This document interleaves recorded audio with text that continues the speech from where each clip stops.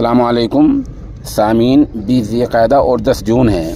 ख़बर का उन्वान है बीजेपी लीडर की गोली लगी लाश मिली है।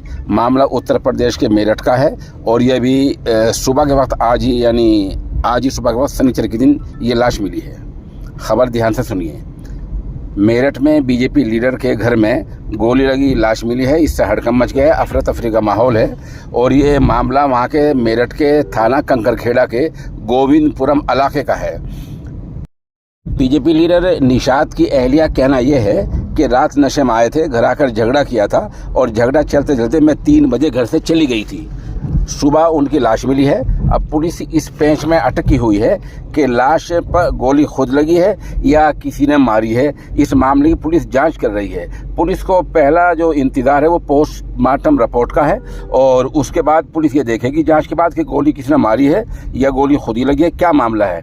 आप हमारे साथ बने रहें। जैसे जैसे अपडेट खबर होगी हम आपको बताएंगे। पहले आपको बता दें कि बीजेपी के यूथ लीडर थे और इनका नाम निशांत है और बताया गया कि घर में झगड़ा चल रहा था। अहलिया रात 3 बजे तकरीबन छोड़कर चली गई थी, ऐसा पुलिस रिपोर्ट में बताया गया है।